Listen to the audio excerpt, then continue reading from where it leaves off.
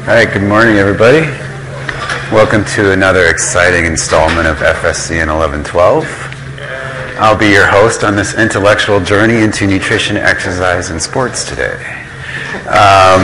Let's see what's going on in class. You guys have a test in 2 days. Chapters 7 through what we get through today. Okay, so protein, alcohol, metabolism, the weight stuff, and this. I think that covers all of them. So any questions on it? Same format as last time, 60 questions, fill in little bubble things. Yeah, any questions? No? We're all good? All right. Just remind you guys, so the first exam, I told you guys I was taking off point if you screw up your bubble sheet, like filling in your name. I didn't do that because I'm a little bit of a nice guy. But the second exam, you guys have been all through the ringer, so if you screwed up, I probably will get mad. Unless I'm in a good mood, then I won't take off points again. But please try not to screw it up, okay? Makes my life miserable. Okay, well, let's get started. So this chapter, we're going to talk mostly about exercise. We're going to talk about how we fuel exercise, the benefits of exercise, and obviously the role of diet in exercise. And there's actually a lot of, to give you there's a lot of, the department I'm in is food science and nutrition, right? And that is kind of logical. But there's a lot of nutrition programs in the country that are actually joint with exercise science or kinesiology. And the reason that is because nutrition and exercise, at least for me, are just so intertwined. They're just a natural partners to go together. Because without, I mean, these are really the two sides of the equation when we talk about health: physical activity and nutrition. So the benefits of fitness, I'm not going to go through all of these here. They are enormous. I've almost never, ever seen a study come out where saying exercise is bad for you or anything, way, shape, or form, okay?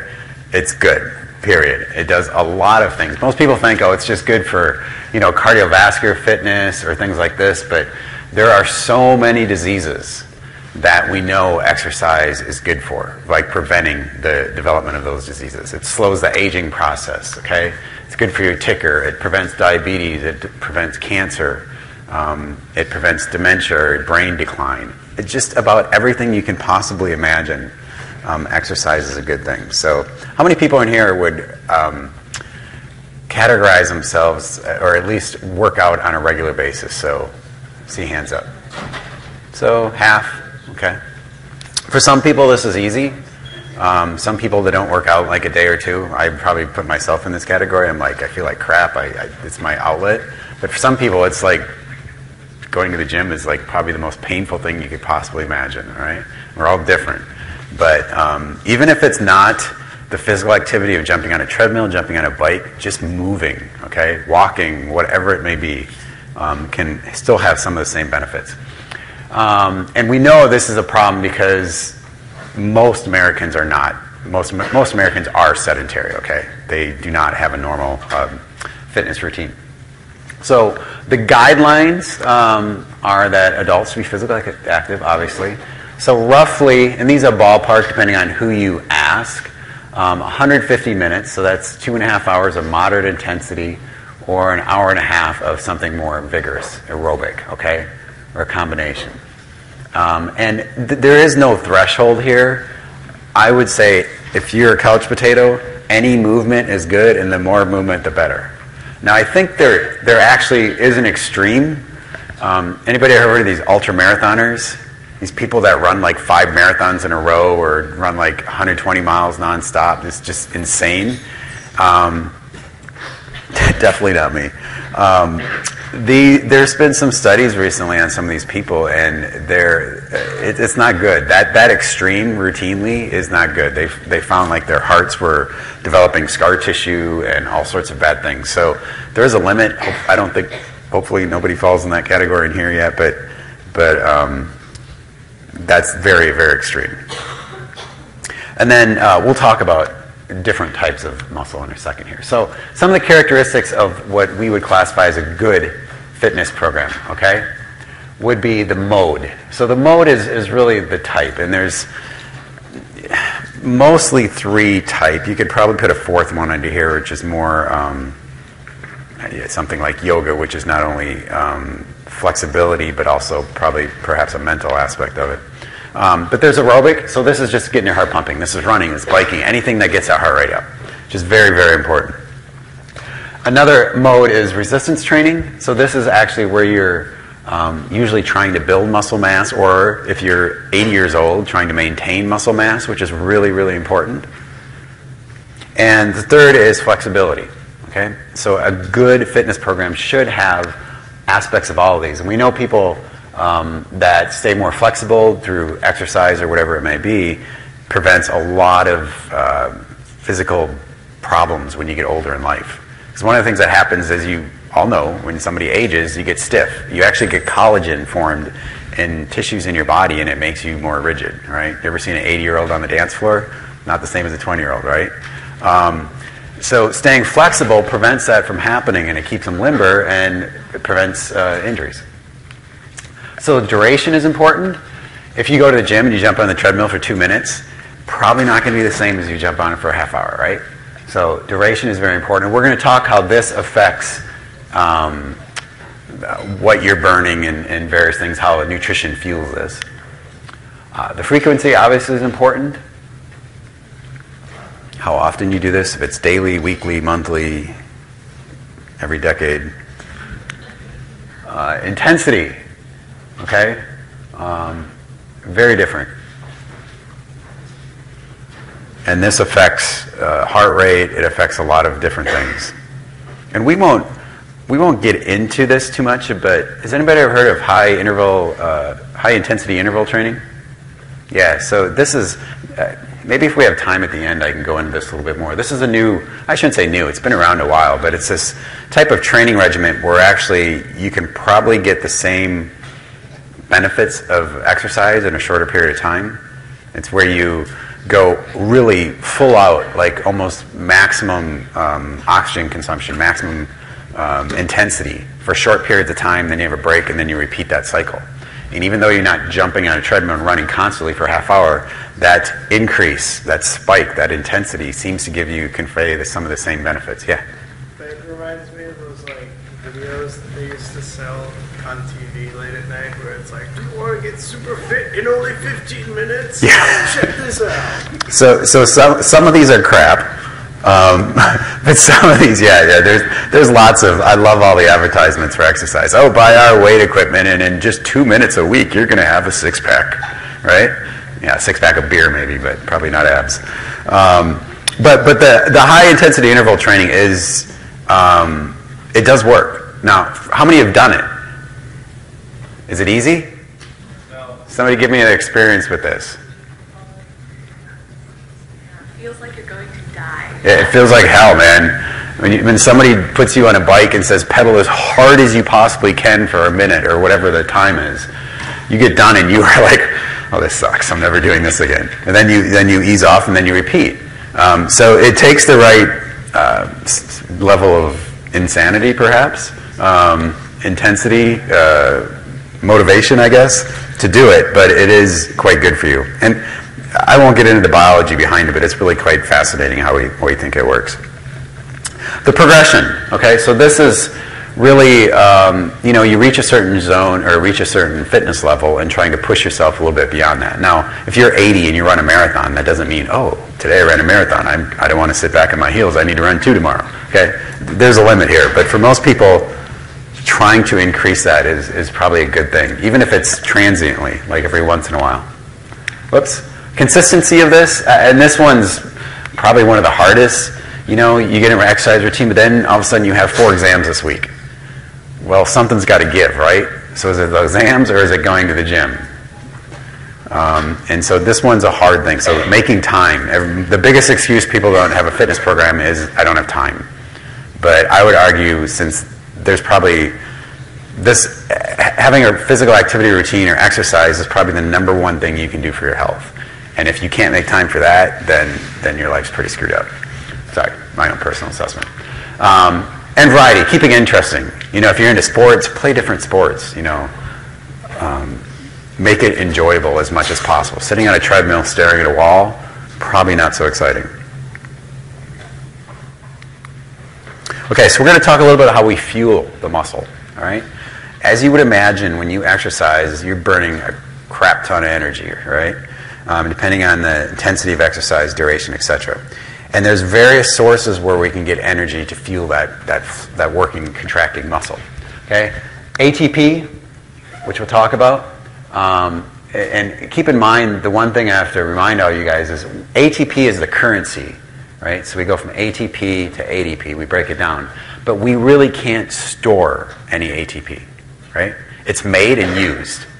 So you can't like have a storage of ATP from the meal the night before and then you just break that down. That doesn't work that way. If you stop making ATP, you die within probably less than a second, okay?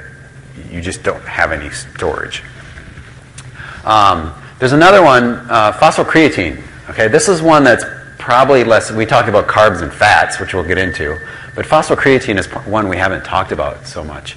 And I'll spend a little time on that on the next slide, but this is basically where you are one step away from making ATP. It's kind of it's not storing ATP, but it's the closest we can, it's the fastest way of getting ATP. We talk about carbs, and again, we're going to talk about carbs under aerobic or anaerobic conditions. We talk about fat and what you're burning, the mix of what you're burning. You're never burning usually just one of these. It's usually a mix. Okay? But what you're burning really depends on those things in the previous slide, the intensity of exercise and the duration of exercise especially. Okay? The energy stores are also important in your training level. The other thing I have not mentioned in here is protein. And for most people when they're exercising, protein is not, even though we think of muscle, we think of protein, that's not what's fueling the muscle. It's what's contracting, it's what's important, but we usually don't burn protein unless we're on some sort of crazy fad diet. Okay, so as I mentioned, ATP is for immediate use. It lasts only a matter of a few seconds, right? And we really have no control over the amount of ATP we have. So the phosphocreatine, how many of you have heard of creatine? Yeah, so you can buy this at GNC, you can buy this at various places, and this is the reason that they market it, okay? This exact reason. So creatine is made from amino acids, so derivative amino acids, and when it's phosphorylated by this phosphate group, what that does is it puts a high energy bond on phosphocreatine, which you can store some, not a lot, okay? And then when you break that down during exercise, it releases that energy bond, you get ATP, and you can burn it. So you're one step from ATP. But this is not something you're going to burn like when you go for a run. This is a low supply, so for like 10 seconds. So if you're like, pumping iron for a few seconds or doing something really intense short term, this is probably what you're going to be using. Or a good chunk of it is going to be this. Okay? And then you can recycle and build it up again as long as there's adequate creatine there. And we'll talk a little bit more about that later. So carbohydrate, okay? So there's aerobic and anaerobic, which we'll talk about. I'm going to start off with anaerobic. And first of all, carbs, we'll talk about duration later on, but typically carbs you use the more shorter duration and more intensity. So the more intense something is, the more carbs, or the shorter it is, the more carbs. And so for anaerobic, excuse me, when we're talking anaerobic, remember we're going from glucose to lactate. Usually if there's oxygen around, we go this way. Remember the TCA or citric acid cycle? But we don't have glucose or oxygen around, so we go through the anaerobic pathway and we get lactate, right? And we don't get much ATP this way, but this, when you don't have oxygen, this is really our only option, okay? And this is also part of what happens if you work out really hard, you feel that muscle burn, they call it. That's lactate actually accumulating in your muscles. Lactate's an acid, lactic acid. All right? So that acid buildup, if you're a really good athlete, like a biker in the Tour de France or something, what those guys do is the end of their bike ride, they have a masseuse there that's massaging their muscles. And the big point of that massage is to get that lactic acid out. Okay? So they're ready to bike, 200 kilometers the next day. And let's see, so muscle glycogen, so when it comes to glucose use, and I think I have this coming up on the next slide, but we get glucose from a couple places. From the muscle, we get it from the blood, and we also get it stored within glycogen, okay? And when you're doing something short term, and again, anaerobic, I'll talk about this in a minute, but this is like that sprint. It's like that 100-meter sprint, right? You're running away from some animal that's ready to eat you, for example. Most of that glucose is going to be coming from the stored glycogen within the muscle. So that glycogen will be broken down glucose and then used. Okay? You can use a little blood glucose, and as the duration increases, that will pick up. But most of it's use what's right there. So that's the anaerobic one. And then the aerobic one is when oxygen is present. So this is something less intense, usually a longer duration. All right? And this you would rely more on the blood glucose. So that blood glucose would be coming either from a diet, or if you haven't eaten in a while, it's probably going to be coming from what tissue would make the glucose? What tissue makes glucose and kicks it out into the blood? Liver. That's right. Okay? So the liver is going to be fueling your muscle indirectly through the glucose production.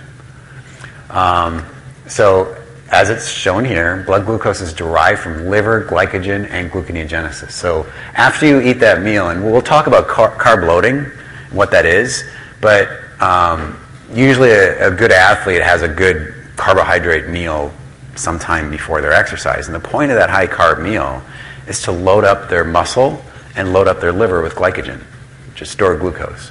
So when you start exercising, the muscle has that source right there, and then the liver can keep making glucose as the muscle pulls it out of blood. So it's kind of a double way of supplying the muscle with adequate glucose to do this. Okay, so what would be substrates for gluconeogenesis during exercise? So let's say you haven't eaten in a while, and you go for a really long run. Okay, and you're going to be burning a lot of fat, but you're still going to be burning some carbs. Where is that glucose from the blood coming from? Right? One is glycerol. So glycerol would be, when you're exercising as well, you're going to be breaking down fat. And remember, fat isn't just, or triglycerides, it's not just fatty acids, there's also glycerol in that. Okay, so that glycerol will come to the liver from the adipose tissue, and the liver will convert it to glucose. The other one is lactate. Okay? Anybody ever heard of the Cori cycle?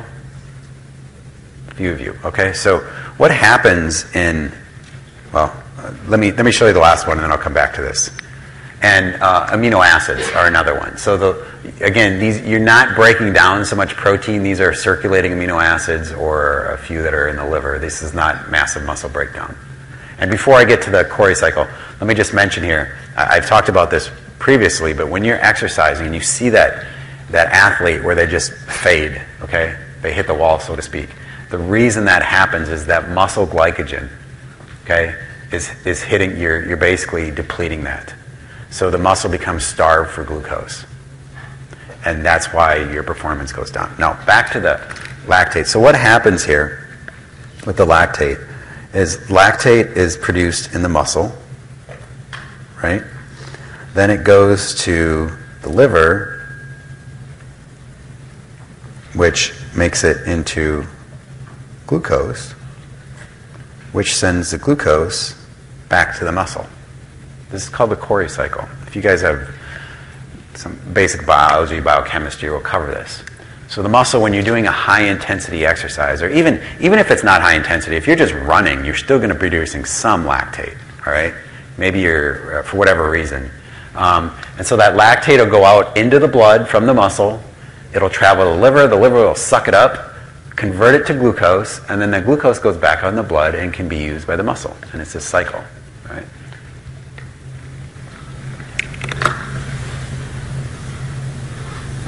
Yes, sir? Where does the energy for that come from? Where does the energy from this, for gluconeogenesis? For the cycle that you just... Yeah, so the Cori cycle. So all of these, so if we remember, gluconeogenesis is an anabolic pathway. It means it requires energy. So making glucose, it actually uses a fair amount of energy. And where that energy comes from, because you want to spare the glucose for the muscle, okay? Where most of that energy comes from is actually fat. So when you exercise anything duration, you're going to be breaking down fat. And that fat serves multiple purposes. I'll talk about it on the next slide a little bit, but it's going to supply glycerol to make glucose, And the fatty acids do two things. They supply the muscle itself, and they also go to the liver and they're burned to the liver. And the energy produced from burning fat is what drives the gluconeogenesis. Okay? So remember we talked about metabolism, anabolic, catabolic pathways kind of interact? This is a perfect example of when you exercise. You have to burn something to get ATP to generate glucose. And so what happens is you're burning that fat that you're breaking down. Everybody jumps on a treadmill, they have like a fat burning setting. I don't know how really accurate those are, but it makes you feel good, right? It's like, oh, I'm burning fat. That's kind of what they're targeting, is to get your heart rate up to a level where you're going to stimulate fat breakdown. Okay? Okay, so let's talk about fat.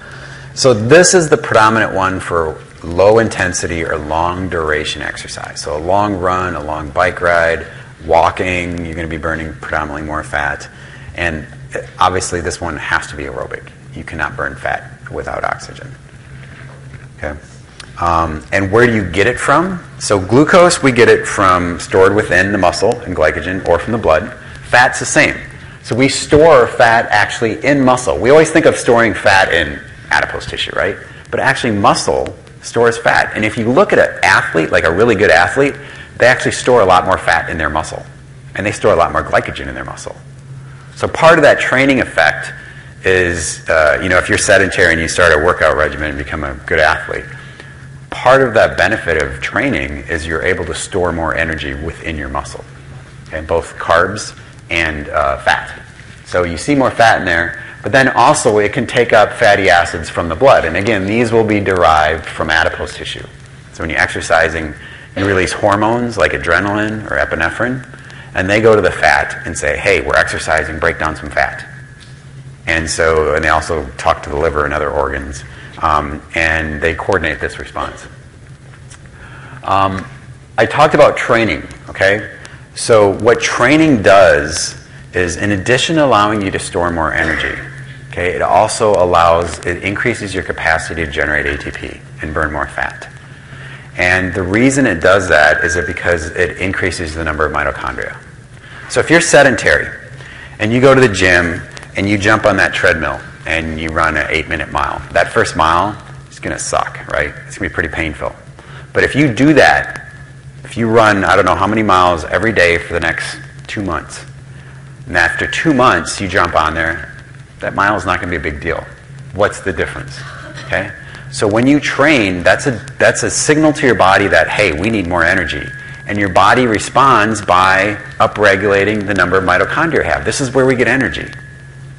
So if you look at a person that's sedentary while they're sedentary and then after training, if you take a needle and do a biopsy of their muscle, they have a lot more mitochondria, which means they can use oxygen, they can burn fat more, they can generate more energy. And that's really, truly what training does for your body. Okay? And this is also one of the benefits. We know mitochondria are very important in a lot of things, a lot of diseases, aging, all sorts of things. And this is clearly one of the benefits of exercise, is to not only have more mitochondria, but make them more functional, make them more efficient. And obviously this is important if you're doing a long duration or like a run, because you can get a lot more energy from fat metabolism. As long as you have the oxygen around, you can burn fat, you can run, in theory, for a very, very long time. And people have done this for days. Okay?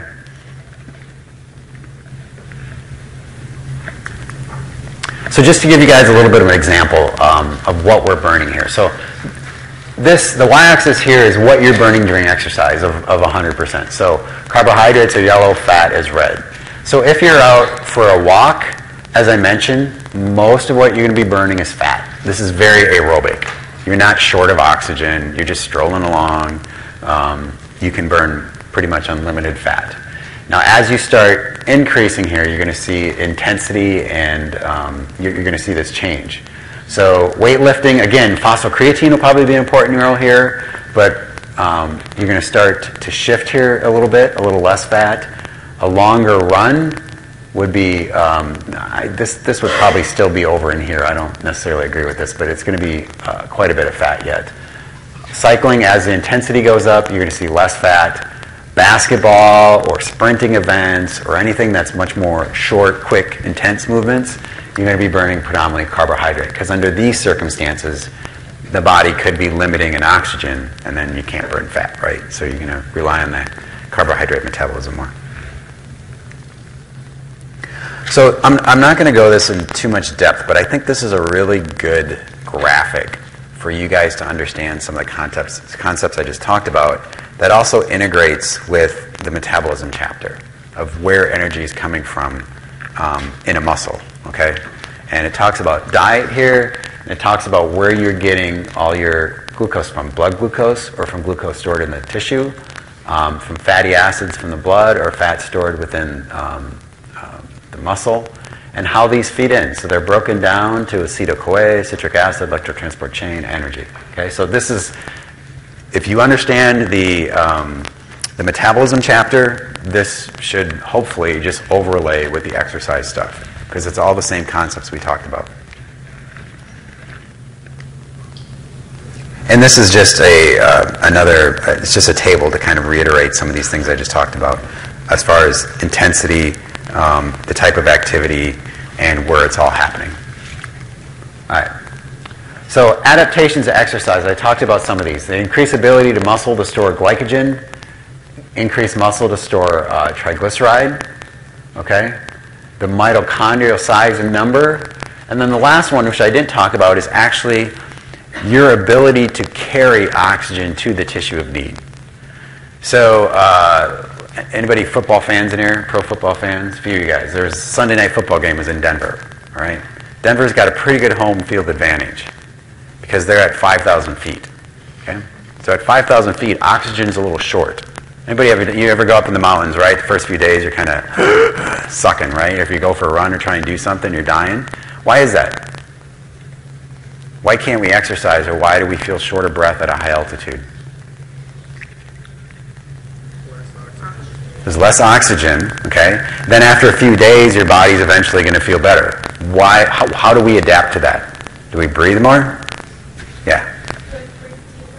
You breathe deeper, okay? So you're trying to get more oxygen in. But after several days, your body's going to be okay.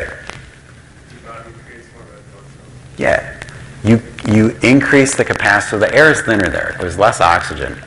And so what you try and do is capture as much of that oxygen you can and get it to your brain or the other tissues that need it.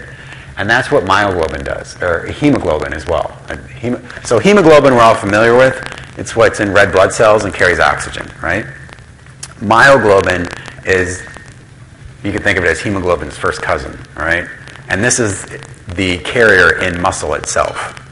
Okay, so I would say not only myoglobin, but also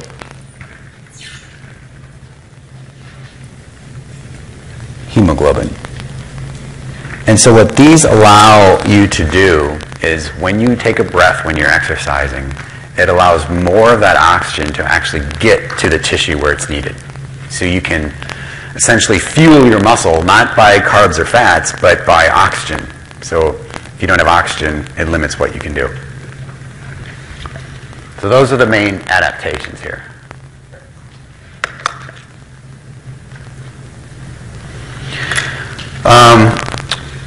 When it comes to changes in muscle, okay, in response to exercise, obviously if you start exercising, you can physically notice differences in muscle.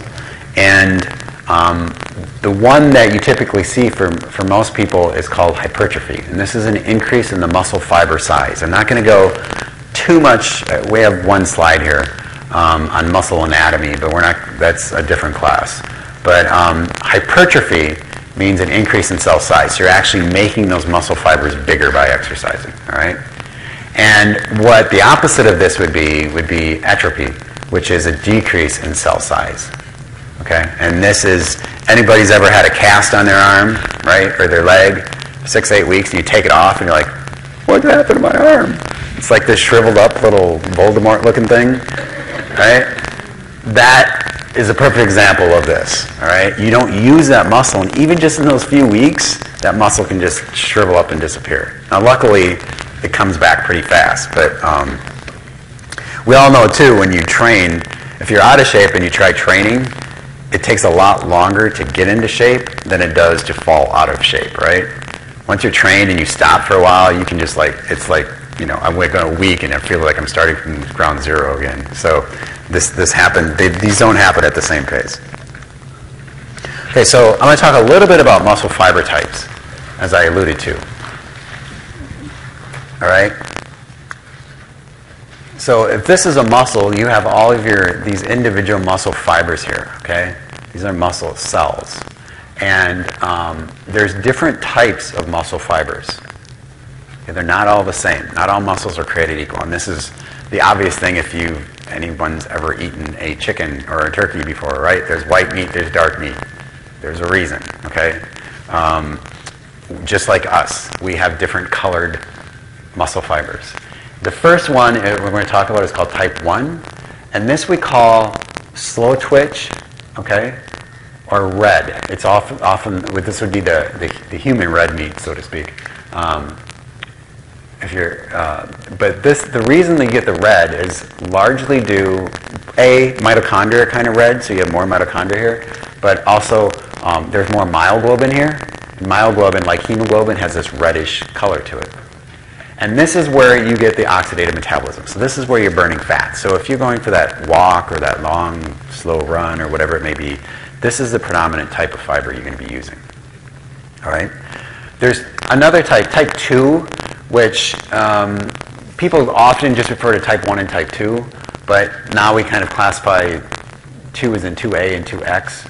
2A is really a mix. These are more fast twitch. So these would be more higher intensity, and it's a mix of aerobic and anaerobic activity. So this would be more, we're starting to switch over and burn more carbs now in these types of muscle fibers, right? And then the last one, which is really more the classical muscle fiber type, the type 2, is the fast twitch, and this is mostly anaerobic, okay? So this one's really about glucose metabolism and lactate production. So when you're running versus sprinting, there's actually different fibers that you're using, okay? And so these guys, as you would imagine, are very different from a metabolic standpoint than these fibers up here. Completely different. And this is also why, for example, some people, through genetics, whatever it may be, are better sprinters than they are long-distance runners. Right? We know certain cultures around the world or certain demographics of people are real known for being marathon runners. You go to Kenya, for example, right? They kick out like the New York City Marathon or all these top marathons. They're usually the ones winning it, and that's partly due to genetics. They have a lot of these type 1 fibers that allow them to burn a lot of fat that are really efficient. Whereas other places might have more of these fibers, which allow you to become a better sprinter, for example. Okay, so what muscle fiber type and substrate would primarily use for each exercise? All right, so let's go through this.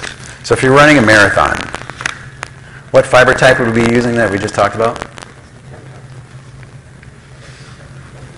Which one? 1, yeah. So this would be type 1. Okay? And what we're prominently going to be burning when we're running a marathon is mostly fat. All right? There will be some glucose, and that table showed that there's a little more glucose, but you're really relying on oxygen and fat burning in this type of thing. So a 100-meter sprint would be type 2, but this would specifically be that type 2X we talked about, okay, where it's really anaerobic, very little oxygen, okay, and of course, what are we going to be burning in this tissue if it's anaerobic? It's only one option. Glucose, that's right. So walking will be type 1, and this will be predominantly fat as well. And then basketball will be more of the type 2A. Now, keep in mind, it's going to be a mix. Basketball is kind of a weird, or I shouldn't say weird sport. It's a sport where you can be sprinting. It can, last a long time. There's times where it's much more aerobic because you're moving slower. So it depends, but usually it's a mix of things, and so it's going to be more. It's kind of, I would say, a mix of fat and glucose. Okay, depending on what you're doing. and the level of your game, so to speak. If you're dunking like me, then it's a lot of type 2 fibers. Just kidding. Never dunk. You're not a trampoline, I can dunk. All right. So when it comes to diet standpoint, how do we fuel the athlete? What do they need for nutrition? And as you would imagine, this varies greatly depending on the athlete and the sport they're playing and their needs. So in general, when we talk about athletes, I mean, really two things come to mind, just to kind of give you a 10,000-foot view of this, is carbs and fluids. Okay? Those are really the two critical components. And so we really advise athletes to make sure you have plenty of carbohydrates, because without carbohydrates, you don't get glycogen. Without glycogen, bad things happen. Right? So what people have developed for a very long time, it's been around now, is this carbohydrate loading regimen. And this is really to enhance performance of endurance activities. Probably not going to help you too much if you're like lifting weights or doing something acute, short term. But for any endurance, this is really important. And typically, and there's a lot of different variations of this protocol here, but let's say you're going to run a marathon, you typically train for obviously months beforehand, or it's going to be extremely painful. And then as you get closer to the event, you decrease your training time and you increase your carbohydrate intake as you go. And the goal is that night before, for example, if it's a morning race, you load up, you have that big bowl of pasta or a big bowl of rice or whatever it is. So you get lots of carbs to fuel, to maximize those glycogen stores in your muscle and your liver. Okay? So that when you start that race, your tank is full, so to speak. You're always going to have some fat around. That's usually not limiting. Okay? Nobody has that little of body fat that it can't fuel a marathon, but carbs is where the X factor here. Some of the other ones, so fat needs, I mean, this is really just recommendations. Again, if you eat a little lower or a little higher fat, it's probably not going to mess you up much as long as you're getting plenty of carbs. The protein needs is a factor, especially if you're building muscle. Most Americans eat plenty of protein. So for most people, if they're running a marathon or an athlete, protein, whatever they get in their diet is probably okay. But if you are shooting for Mr. Universe or something, you do need additional protein to help fuel that muscle. And, as we talked about, help drive muscle. That's branched-chain amino acids, for example. Okay, so this is a little bit higher, and this is just a general recommendation. One thing, a few things that can factor into this are some minerals, especially. The biggest one is iron. Okay, and this is especially an issue for females, okay? Partly because of iron loss through red blood loss through menstruation, but the other is a lot of women don't have, especially your guys' demographic, aren't big meat eaters, and red meat is a really good source of iron. And so it's a combination of the two. And I haven't talked about this yet, but there's a class in, maybe I've mentioned it, I don't know if I did, forgive me, but there's a class in nutrition where you actually take your own blood sample. It's called experimental nutrition, for any of those in nutrition. Someone comes in and draws your own blood, then you spend the whole semester analyzing that. And one of the things you measure is iron. And every semester, most of the females in that class are deficient in iron.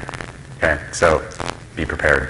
But you need this because iron helps carry oxygen. Iron is part of that hemoglobin and myoglobin we talked about. So if you're deficient in that, your ability to carry oxygen to your muscle is limited. And this can become a factor. The other one is calcium. So calcium is very, very important for muscle contraction. Your heart contraction, your muscle contraction. And inadequate calcium intake or short of calcium supplies in your bone can also affect contraction and also affect your bone risk for fractures and injuries and things like this. We'll spend much more time talking about calcium later in the semester. Okay, the other one I told you besides carbs is a big one is fluids.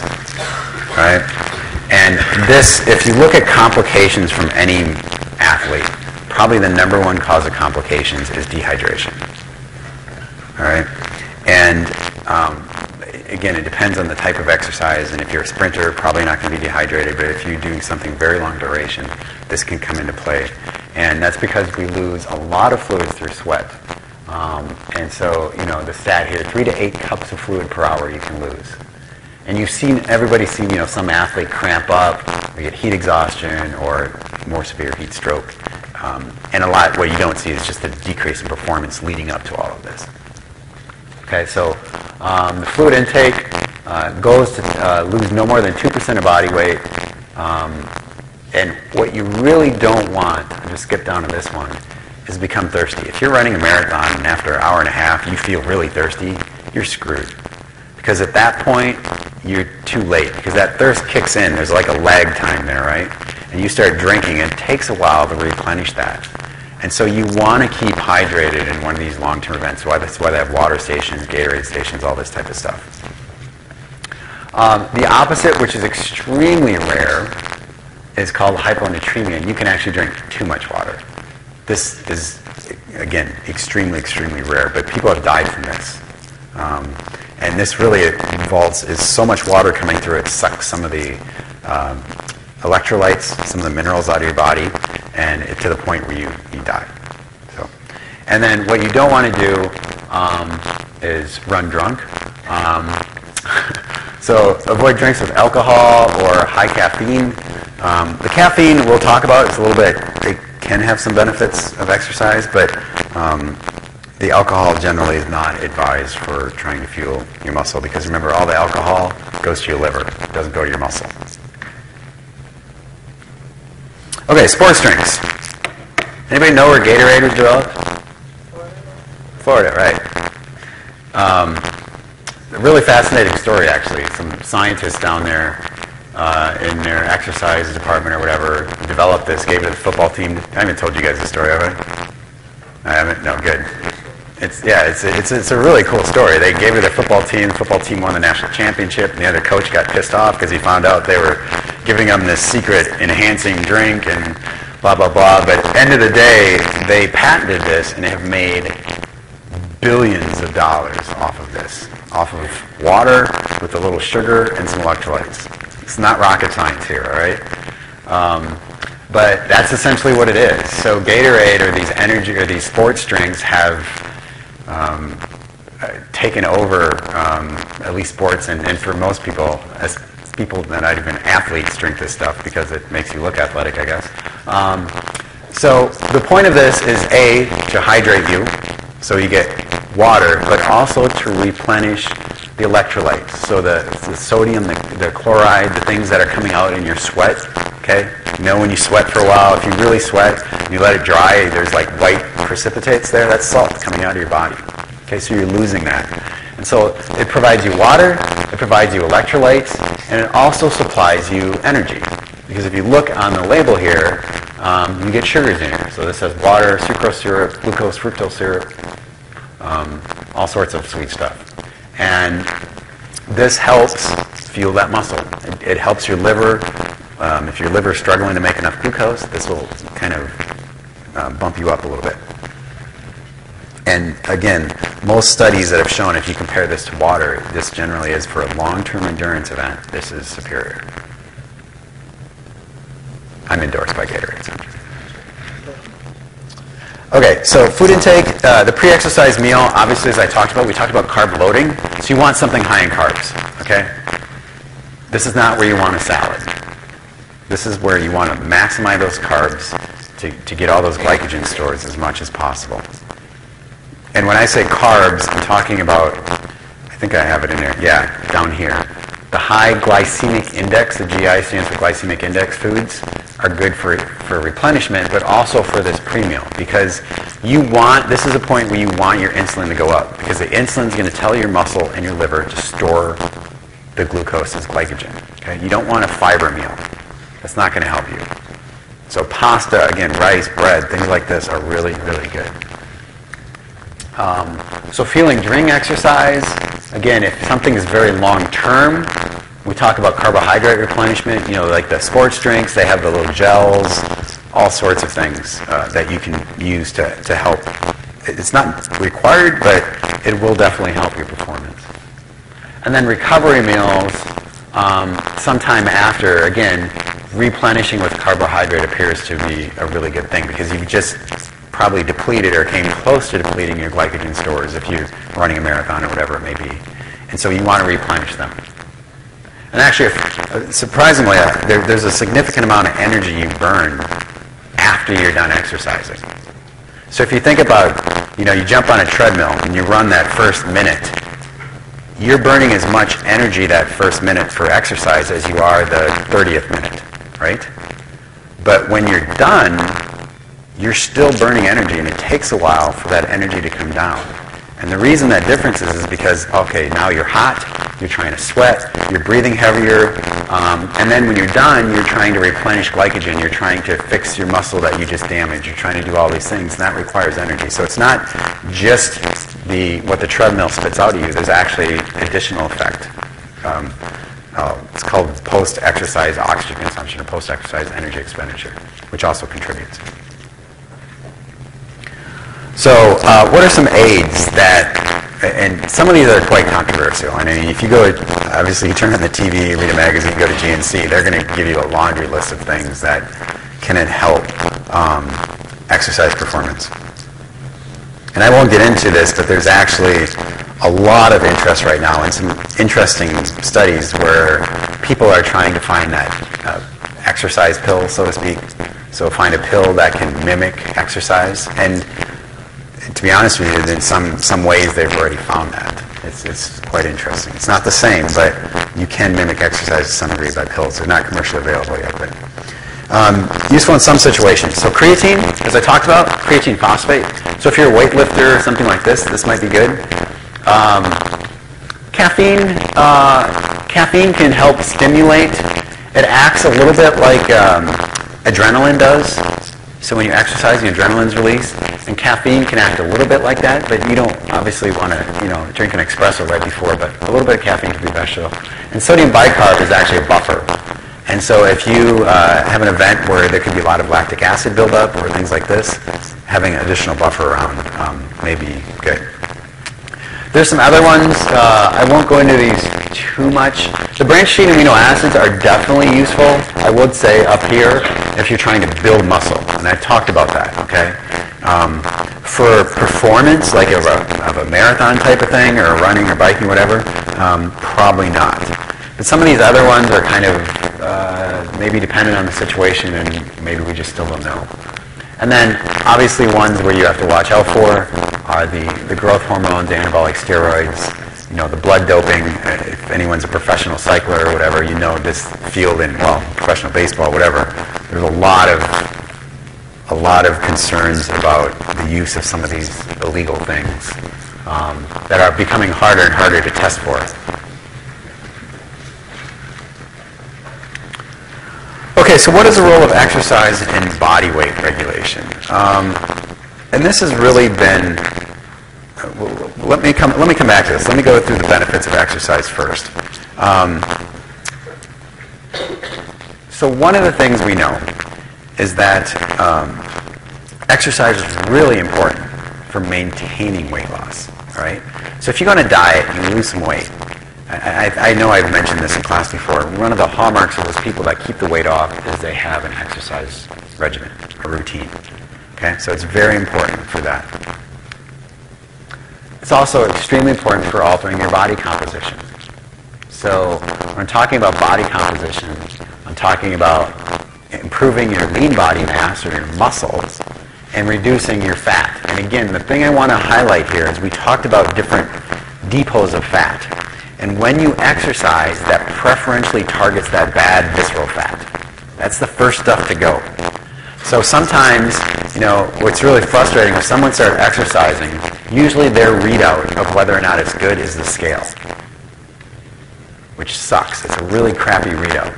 Because you step on a scale and maybe after 2 weeks you're building some muscle mass and you're losing some fat and the scale doesn't change. But those changes are very good for you. And what people don't see is if we took them into the hospital and put them in an MRI and scanned them, that exercise is reducing this nasty visceral fat, which is really an instigator of a lot of diseases. Okay, so it's not just what the scale says; it's the compositional changes that are a benefit.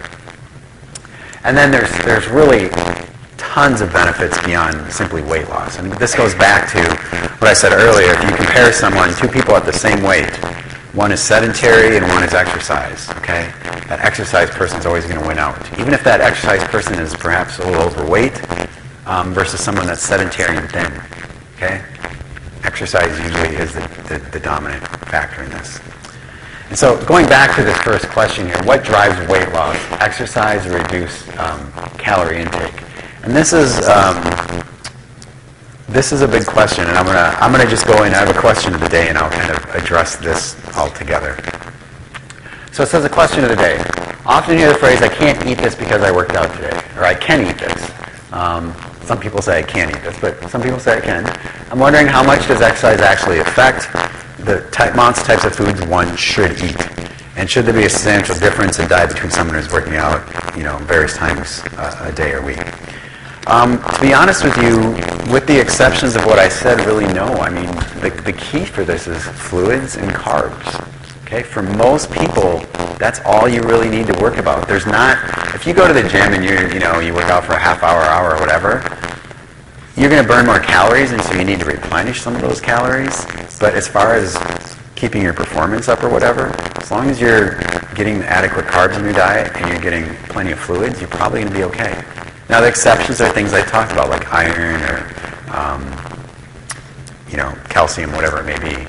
But for most people, it's not that hard, okay? So it's not as complicated as one would think.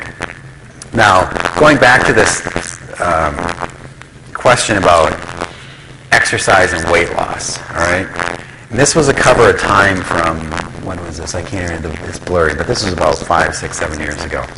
And the title here is The Myth About Exercise. Of course it's good for you, but it won't make you lose weight. Why it's what you eat that actually counts. And this was an interesting article. The reason I put this up, because not that Time is a scientific magazine per se, but people see this, right? And it's kind of pissed me off a little bit, actually, because we have a society where most people aren't exercising, and the last thing we need to do is put out a message talking about something negative about exercise. The facts in here are true, though, to some degree, is if you just take people, and again, there's exceptions.